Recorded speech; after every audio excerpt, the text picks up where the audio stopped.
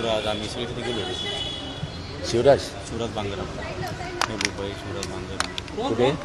रवलीच्या घरी गेलो होतो. हां बोलला मला, शिवराजचा फोन आलेला. राष्ट्रवादी काँग्रेस पक्षाचं नागपूरमधलं कार्यालय आहे. तिथं एक व्हिडिओ समोर आलेला आहे. पक्षाचे शहराध्यक्ष असतील, पक्षाचे जिल्हाध्यक्ष असतील, कार्यकर्ते प्रमुख कार्यकर्ते असतील, हे सगळे बसलेले आहेत आणि समोर एक लावणी डान्स सुरू असल्याचा तो व्हिडिओ आहे.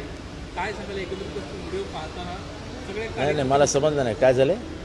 एक लावणीचा व्हिडिओ व्हायरल झालेला आहे. जो आधी कुठे पक्षाकार्यालयात कुठे कुठे कधी आजच तो व्हिडिओ व्हायरल झाला आहे. कधी केवळ कालचा तो व्हिडिओ नाही मी तो व्हिडिओ काय बघितला नाही. पण लावणीची संस्कृती कदाचित ते जपत असतील. चौफुल्याचे संबंध जपत असतील. म्हणजे ज्या पक्षाला पवारसाहेबांनी हाताखांद्यावर वाढवलं, जो पक्ष घराघरात आपला पक्ष म्हणून लोकांनी नेला, घड्याळ निशाणी घराघरापर्यंत गेली, तो एक तो चोरून नेला आणि त्या चोरलेल्या पक्षाच्या कार्यालयात काय कुठली लावणी म्हणाले, वाजले की 12 या पक्षाचेच 12 वाजवून टाकले.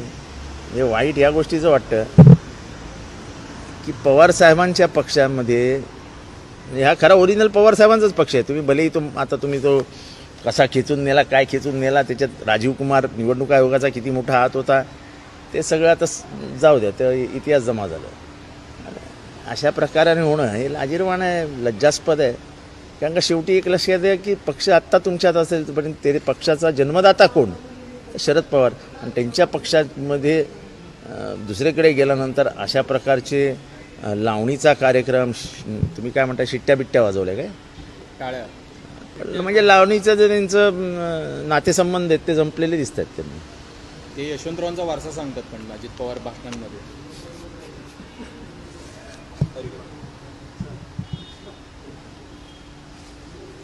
काय बोलायचं आता, चौफुल्याचे कोणाचे संबंध आहेत ते तपासावे लागतील.